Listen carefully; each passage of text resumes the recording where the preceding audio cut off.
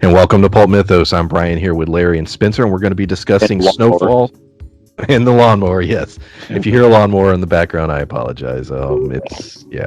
People are cutting grass, but I'll try and mute my mic when I'm not talking. So hopefully it won't be too distracting. But yes, we're here to talk about Snowfall season 4 finale. Wow, damn. That was a hell of a finale. We've praised this show week in and week out. We'll continue to do so for the remainder of this review. Amazing initial reaction, guys. To me, this was a 10 out of 10 episode. What'd y'all feel? Oh yeah, absolutely, 10 out of 10. Oh no. I loved it. So say yeah, Spencer's seen better in whatever alternate universe he lives in. You know, The first finale. The whole so we'll start with the big catalyst that really got everything going was Alton on the radio. He basically drops Ree Thompson's name. This affects the entirety of the episode and pushes all the other plot lines forward. I didn't see that shit coming. Reed killed Irene in the last episode. He took her out of the equation. He was searching for Alton because he was concerned, and he went to Franklin's like, "Hey, what's your dad gonna do next?" But he straight up got on the radio and dropped his name. Cat's out of the bag, and I mean, damn. Well, yeah, it's one of those things where Alden, I think it was the beginning of this episode where they showed him at school with Franklin. Go into that. I apologize. That was a great scene. Talk about that. They've alluded to him being part of the Black Panther Party, but that's the first time they've ever shown Franklin that age, like throughout the series. They've gone back to like high school with him. There was like a whole episode, I want to say at the end of season 3, which was basically like a flashback episode explaining how he got to the point where he was now. And that was after he got shot. He was in the hospital, basically reliving some things that have happened. So it kind of went back. But this is the first time you got to see Alton in his Black Panther uniform and everything. So it was one of those things where they've always alluded to it, but we haven't seen it yet. So when you open the episode with that, it was a strong way to lead the episode because what was her name again? Irene. Irene just died. Alton is trying to deal with that. He knows that if he doesn't say anything, then Franklin's going to continue down that course. But if he also lets it go, then Irene basically died in vain for something that he was helping kind of be the catalyst for. So it's one of the things where he's trying to teach him to be strong, but then like he had to be strong himself. So I saw it coming, but I didn't know what the ramifications were going to be. right? Yeah, and it just it takes you back to their past, and the fact that like they've to some degree been at odds with each other, even way back when, because his dad wants him to leave his school and everything, and because there's the whole reason he's in the principal's office that he won't stand for the pledge, and it's like his dad has these ideas, and they're like, but he made Franklin make this sacrifice for him, and he's like he had to leave his friends behind, he had to leave his school behind, and like it just shows little minor ways, things in the past that Franklin had to make these sort of sacrifices for him and his ideas, and and it just shows how unflinching Alton was, in his beliefs, and I think that there's sort of no reasoning him out of this, and also the fact that him and Franklin have to some degree been at odds with each other from that age, and at that age, just making Franklin make this sacrifice, and maybe from Franklin's perspective, I made all these sacrifices as a kid for Alton's ideas. I had to do these things, and he told me I would understand later. He's like, whereas right now with my thing, even though Franklin is very much, and I love to point this out every episode, even though he's our main character that we follow, Franklin very much is the villain, but he's like, just this once, you won't compromise for me, but you want me to compromise.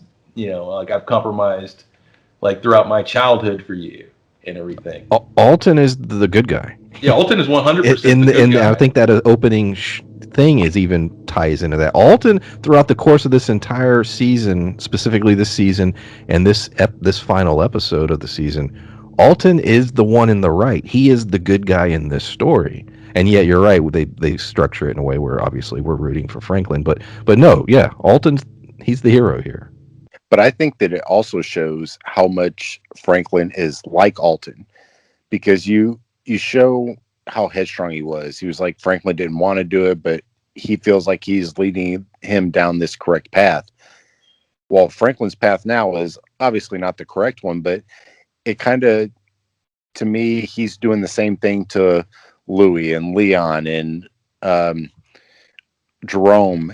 He is trying to do the same thing that Alton did to him to other people, trying to lead them down the path that he's on, the path that he feels is the right path. It's not, like, clearly it's putting people in danger, and it's not the path that a regular person should be going down. But I think that it's drawing parallels. We talked about that in another show, but I think that it's showing Alton's behavior towards the society and the system and everything is actually shaping Franklin to be the person that he is now. And Alton has a problem with it because the way he's going about it is not the same way he went about it. Well, yeah, absolutely. And just the conversation he had with his son instead of breaking it down, it was a very Franklin thing where Alton seems very in control in that scene. And he's just like, he's like, yeah, you don't understand now. He's like, I don't expect you to understand. He's like, but you'll get it eventually. And, Franklin, with the way he manipulates and plays people, he seems to have that attitude, especially with his family. And we've seen that in this episode where he's basically proclaimed, towards the end there, he's like, no, we're going to do business with as usual, and you all are going to get with the program. So there's definitely some parallels there. Yeah, definitely. In the end, Teddy is going to, he wants to kill Alton, and they have a meetup, and we learn that Alton also wants to kill Teddy, which is sort of an interesting dynamic. But he's not wrong. He's like, well, this is what needs to be done. We have the little showdown. Franklin's there, Sissy's there, and it ends in the agreement that Sissy and Alton are going to go to Cuba and go away. Now, we'll go ahead and jump to the last scene. Why not? The way it ends is it appears as if Teddy is there to kill Alton.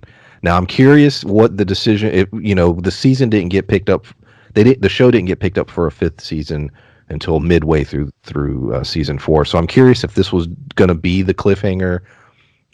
What their thoughts are on another season. They left it in a way where it looked clearly he's there to kill him, but maybe that's not what happens. They didn't actually show him kill him. So they have a little wiggle room in terms of what they want that story to be going forward. I know, Larry, we talked off cam. You had some theories. We had some different discussions. What do you guys think is going to be the continuation of that scene? Will he be killed? Will he not be killed? Clearly, I think the writers wanted a little wiggle room, so that they, don't have to definitively make a decision yet. Yeah, because we had a fade to black and then we heard a gunshot. So that could go so many different ways. Alton could have ducked out of the way. Sissy could have walked into the room. Alton could have had a gun himself, and they could have been in the reverse of the scenario they were in with the standoff they had, before they went to Cuba. So they did leave a lot of wiggle room for themselves, and it'll be interesting to see where they go with next season. I think the way that they tied it up, it could have ended with this episode. I still would have wanted to see more, but it would have been there would have still been a lot of closure. Had this whole season ended like this, it would have been similar to The Sopranos, where there was speculation whether they lived, died, like all this stuff, but it would have been a similar ending, and I think it still would have been great. But because it was able to get picked up, the last couple, that scene and the last scene with Franklin, I think, become all that more important. Yes, especially with Franklin. Yes. Let's jump into that. To me, this was the transition of Franklin Saint becoming that legitimate Scarface, Tony Soprano, whatever major, kingpin type character you want to name. He became that in this. To me, it started with the moment when he was closing down the shelter because he didn't get what he wanted, and he was willing to hurt innocent people. He didn't give a shit. It was business. It needed to be done. Then you get the whole sequence in the end where Jerome and Louis are like, you know what, we're out. We're going to do our own thing. And then you have a nice little scene where Leon says this, he wants out completely. And Franklin, at first, you're like, okay, Franklin's going to go along with this. But then Franklin looks and he's like, fuck all of y'all. We're in this together. I'm in charge, and that's how it's going to be. And he gives the whole speech to Leon about all the sacrifice he made for Leon, which he did absolutely. Yes. But he points out in that scene also that he's not going to let Jerome and Louis go on their own. He's like, fuck that. And then the final scene, my God, he goes to Mel and the whole scene where he puts the cane down, he's recovered, but basically letting her know he's aware that she spoke with Irene, and Irene is dead now, and alluding that he had something to do with that. The fear in her eyes when he walked out of that room, I foresee in season 5 we have a completely new Franklin Saint where he's going to have more power, he's going to have a bigger home, he's going to have more muscle. He's now the kingpin, the guy, and I think that's where season 5 is going to go. I don't disagree with everything. It's except for maybe his house. Franklin's never been a real flashy or real kind of Tony Montana kind of character. However, like you said, it was his mom that was helping keep him grounded. Well, his mom's not around anymore. So although Franklin is very smart and very level-headed when it comes to money, some of that may go away now that his voice of reason isn't there. So I could see it going that way. I don't necessarily. I think all the other things you said, yes, 100%. The giant house, I don't know, but I wouldn't be surprised either way. I got one more thought on that. Do you think, that whole sequence with Paul Davis earlier in the season where you're right, he's not a guy who's into that, and he's shown it, but he got a taste of what, money can do, the country club and the big homes and all that. He's had dinner with Paul Davis. Maybe he's not into it for himself, but more for appearance. Like, do you think he could be like, you know what? I need this symbol so that they know I'm serious, I'm legit. Yeah, I could see it that way because, like you said, Paul Davis basically didn't want to deal with him because of his ties, because he was, there's a lot of shootings going on. Louis got shot. Like, all these things were happening, and Paul Davis just withdrew. He was like, yeah, I don't want to be associated with you guys. But like you said, if he's got this giant house, he's dealing in real estate. I threw up quote fingers like anybody could see me, but like it's he's dealing in real estate and those kind of things and developments. But for someone to make as much money as he's supposed to be making and live in a 2-bedroom house, it's less believable. It looks more like he's dealing drugs as opposed to real estate. So if he's, living in this giant house in Beverly Hills, it would make a lot more sense to be on the level with someone like Paul Davis as opposed to a drug dealer. Right. Yeah. And exactly. And it's the sort of thing where, it's funny you say what you say, Brian, because I was just going to say that he may do it as a way of just sort of flexing and showing people, I do have this power.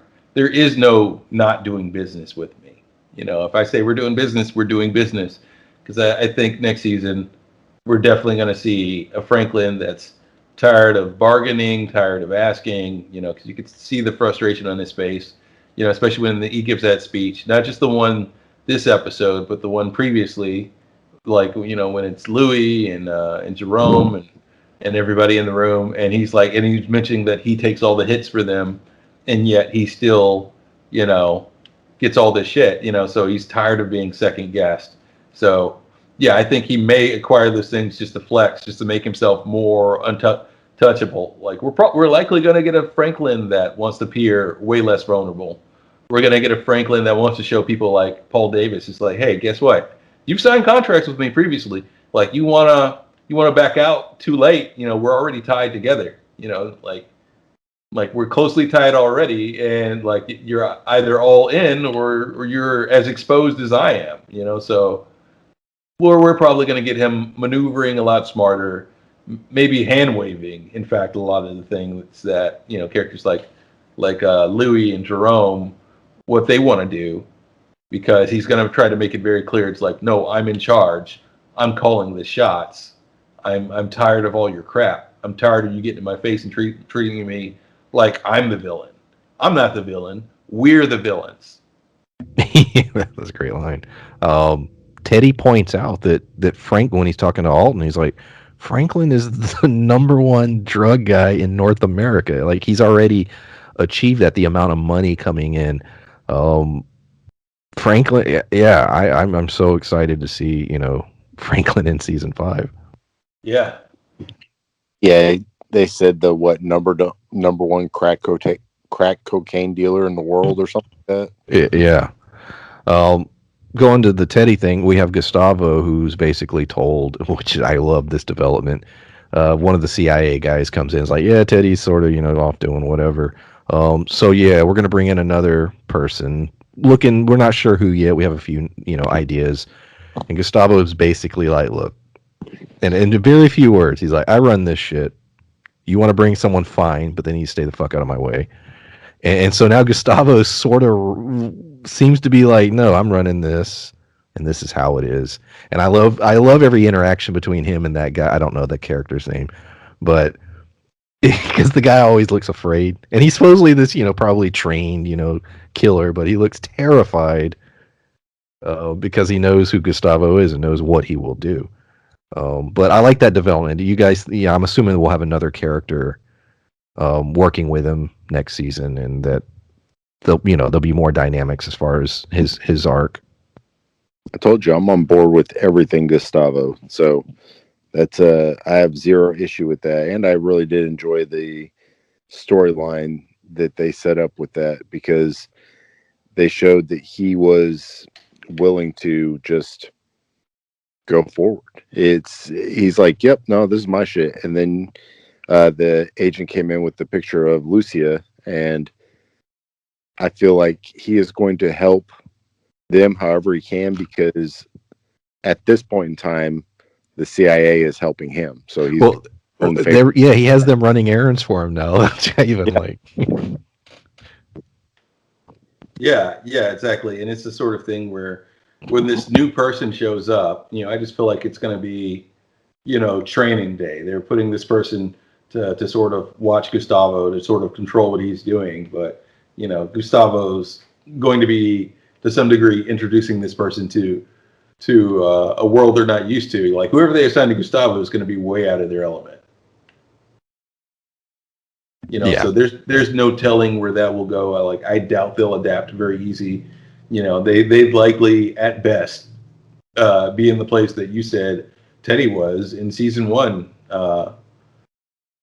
Spencer. But at this point, being in the know about everything, Gustavo was at a definite advantage here. It's like, and it's roughly his operation because he knows it in and out. So. Well, let's speculate on Teddy real quick. We already did a few moments ago in terms of, clearly his story tied to Alton. He's there. It appears he's there to kill him. Maybe he does, maybe he doesn't. But either way, where does he go? He was given an offer by Avi an episode back, basically saying, hey, come work for me. Or, you have the skills, the talents. Teddy is in an interesting place because it seems like he's out of that specific storyline in terms of working directly with Franklin and getting the drugs, but he's definitely not out of the show or not out of the equation. I think he's going to be a big part of the next season, but I'm not 100% sure in what capacity. Yeah, I got to say, I think Teddy, in a good chunk, depending on how that scene goes, we may get him and Alton basically sniping at each other, literally or figuratively. Well, more literally than figuratively. Next season, we might get Teddy, who's done what he did in South America and is now maybe taking Avi up on his offer, but not really, because I don't see it. This isn't a forgive and forget Teddy. You know, we saw he didn't let the thing with Alton go. That he's like, nope, I got to tie this loose end. And part of what put him where he is now, part of what caused a lot of his stress, last season was, this season was Avi playing with his money. And I don't see him forgiving that. Like, he understands how that went down, and I don't see him letting it go. Yeah. Spencer's muted, so he may be doing something. I was helping with the baby. Oh, okay. Any thoughts on any? Did you hear us? I heard talking about Avi and whether or Teddy not going that direction or not, and I am curious. It almost feels like he's turned into. We've always made the comparison to Jack Bauer, where he's just going around doing everything outside of the law, and just feels like he's taking care of his own agenda and his own safety. And I don't know that the CIA is going to continually back him, because it feels like it's going to get to the point where the CIA is like, dude, you're too loose, man. We're going to have to fucking cut ties with you. So I am curious if he's going to take up Avi on his offer, or if he's going to take out Avi because he feels like Avi is the competition. I don't know. He's going to become Big Boss from Metal Gear Solid.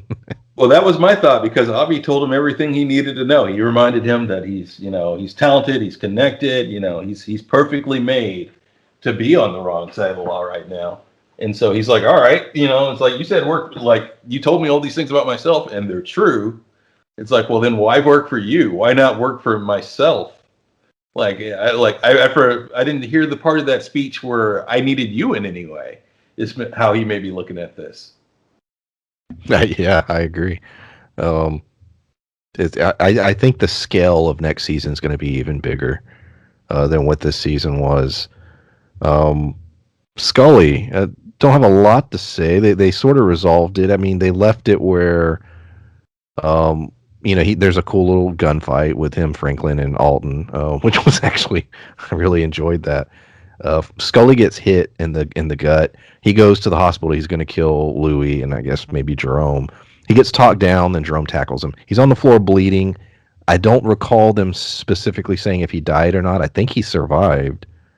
It seems, because Louis gave the whole speech about basically like, look, this shit, too many people have died. Let's fucking squash this. So it felt like there was some resolution to that moment, even if he survives. So do you think did he survive? Did I not hear something? And if so, what do you do with Scully in a season 5? I feel like he's not an important character at this point. I don't think that I think Franklin's enemies are not going to be gangsters come season 5. I think it's going to be more people like Paul Davis and that kind of stuff. I think that it's going to shift kind of storylines as to, what's on his scale of bad guys at this point, because it's soon going to have to shift, because he can't just be dealing with low-level gang members for forever, or it's just not going to be believable that he's the number one. Yeah, not with the money he's pulling in. It's too much money for him to be dealing with low-level gangbangers that he's fighting against on a regular basis. He's going to be dealing with basically corporate gangs as opposed to the street-level gangs. Same difference. It's almost... The only difference is one's slightly more legal and only barely. Wow. And only sometimes. It's like, that, and I think you'll get more of your street level stuff you may be getting from Teddy, just establishing his own business to some degree, or his own brand. So you'll see more of that from Teddy, and you'll probably get a lot of that with Jerome and Louis as well, with them likely, potentially moving to that area where they expanded out into, where they expanded Franklin's business and trying to work with those people. And, I imagine from that, we're going to see new problems coming up, because they laid down rules, and I imagine those people are likely going to break all the rules because they were telling them, you can't try the product, you can't do this, and they seem pretty bummed about that. So I imagine like the youngest one there, he's probably going to try the product. He's probably been using the product at this point. So Louis and Jerome are going to run into all kinds of problems, and then butting head with Franklin in whatever way they do, they're going to. And the question is, are they so at odds that they're going to wind up at war with Franklin? Regardless of all the things Franklin did to keep Jerome alive for on this season. Which is part of why he might feel extra disrespected that Jerome is treating him in the way he is. Didn't He didn't like talk things out with him or anything. He said, here's what we're going to do, and wouldn't even let him, like see his wife. Like literally, I think while they were in the hospital, just kind of put his hand on his chest and said, she's not seeing anyone, treated Franklin like the enemy. Jerome overestimated or let me underestimated Franklin in that particular moment, which is weird, and he was in an emotional state, so I guess that answers that. But when you, like you said, Larry, when you think about everything Franklin's done in the last 3 episodes in terms of who he's outsmarted, who he's killed, who he's set up, I mean, he's playing a much higher level of this game than anyone else. And even finding out all the CIA shit. And then Franklin kept trying to explain that to him. He's like, motherfuckers, I'm dealing with shit you have no idea about. This is a global situation here. This is not just some small street level shit. And no one seems to grasp that. And Franklin does. Well, yeah, he's on a much different playing field.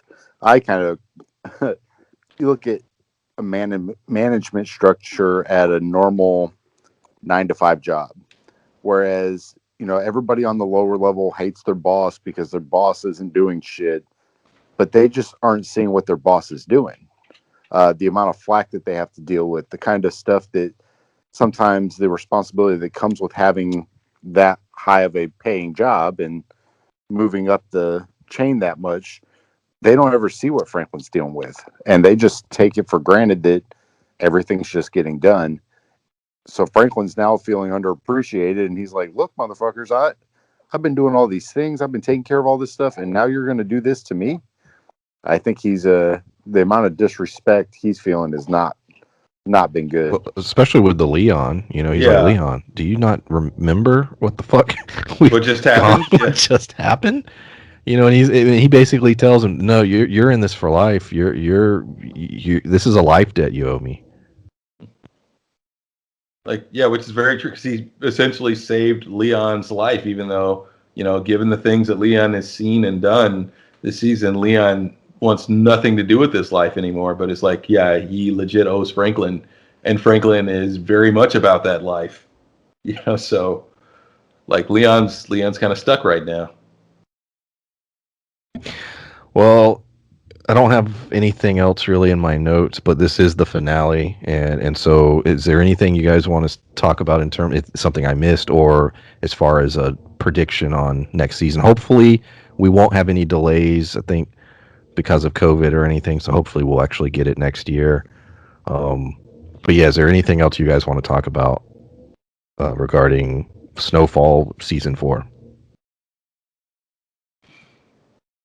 Well, I just want to say I feel like like what I'm most interested in seeing explored is that relationship between Franklin and like we said, Jerome and and his aunt, because it's the thing, like that's so strained, and they literally seem to revile him at this point. They look at him like they're just disgusted with the idea of the person Franklin is. And they're not a lot better, to be honest, but I'm curious to see where that goes. Whether it's just them being petty with each other, or whether they're going to come to a place where they're all out at war with each other. Well, and that's the thing. I don't know if they're going to go down the route where, like you said, they're legitimately at war with each other, but to me, the only reason that would make sense is because they kind of have an inside track on Franklin's thought process and what he's trying to do, what he's trying to accomplish. It. They know Reed, so they know where his plug is. But to me, at this point, once again, I don't think that it's going to be. I think the in family squabbling is going to be like the sub story, maybe next season, whereas Franklin ascending to the kingpin status, like Brian said, is what the main driving story is going to be next season. So I am curious as to who the antagonist is going to be next season, because with what's going on this season so far, I don't know who it's going to be. We still have that detective. That story never had any real resolution. The one Nick's the shitty cop. Yeah, You could arguably say he's done. You don't ever have to bring him back if you don't want to, but you could. and he's in the evidence room, so He's in the evidence room, so he's a character that it's up to them. You don't have to bring him, but you could. But I think the detective, there was no resolution. He did meet with Irene, so he would. I would think. I'm curious to what his thoughts on the events of the last couple episodes would be. I think that's how, whenever they decide to end the series, that's how it'll end, is with Franklin getting caught and being put away. But I'm not for sure when that'll happen. But I think that's why they're kind of keeping storylines like the Nick storyline open, the detective storyline open. I think that's the reason they haven't finished those ones off yet, because I do think that's how this story will ultimately end. I don't think that Franklin will die. I think that he'll end up going to prison. I can see that. Yeah, agreed. And it's the whole thing you mentioned about them knowing where Franklin's plug is and everything. Like it's that could be a bigger storyline, because I don't think Gustavo necessarily has a dog in this fight, and he's not as I don't think he's as invested in Franklin as Teddy was. He was actually in the really? Yeah, in the earlier seasons, Franklin and Gustavo, they were like almost friends, because Franklin in the first season, Gustavo was an old luchador wrestler, and Franklin and Leon went to a wrestling match, and he got like autographs with them and stuff. And then several episodes later, when Franklin was trying to sell cocaine, because he got cocaine from Avi, and then he was trying to sell it to some of the Mexican gangs, and Gustavo saved him because they were getting ready to kill him. Franklin was in the wrong neighborhood and they were going to take him out. But Gustavo came over and saved him, and Lucia came over and saved Franklin. So Franklin and Gustavo go back a long ways. So that could tie in too, though. I mean, it could end up being where they're trying to go after the plug, and then, Gustavo's like, you need to get your people in order. They're betraying you. How long of a time jump do you think they'll be at? Because I was thinking about that. I was like, there's potential that they could jump a year or two. Well, you know what I mean? Like it depends. They don't have to, but I am curious if there'll be a significant time jump going into next season. I think it depends on what the storyline is. I think that if he's already the kingpin, then they'll jump a couple years and show that he's into real estate and still drugs and still all these things and expanding. Or if it's trying to show the rise, then it'll be almost right where it left off and just showing what steps he's going to take to go forward. Because I think if they jump too far ahead, then you won't explain what happened with Leon. You'll basically have to tell it in backstories, which would be irritating that, you just miss that part of the story and then have to go back and fill you in. And the same thing with Jerome and Louis, because they talk about what they're going to do, but if they just establish that they went their own way, that'd be fine. But if they didn't go their own way and they jumped 3 years ahead, then how come they didn't go their own way? Did it fail? So once again, I think that if they jump too far ahead, it really depends on where they're going with the story. Yeah, absolutely. Yeah, definitely. Hell of a season, man. Great show. Right. I've said before, it's the quality is on par, in my opinion, with a Sopranos, or one of the considered the top tier shows, and hopefully it'll get a little more push. I don't know if it's because maybe it's it does well for FX, but I almost wonder what network, if it was on an HBO, would it get more viewers or not? I don't know. More people should be watching it. Absolutely. Anything else regarding Snowfall season 4? I don't have anything else. Nothing, Larry. Nope. I think that's it. All right. We appreciate everyone listening to these reviews for the whole season. There's a lot of other content on the channel, so check that out. Mayor of Easttown, we started doing that. We're still doing City on a Hill. We got a Falcon and Winter Soldier season review going up. What else? Oh, Invincible. Still doing Invincible. Big Sky. All of our Big Sky Oh yeah. crew out there. Check out our Big Sky reviews every week. So we appreciate everyone listening, and yeah, we'll see you next time. Bye. Bye.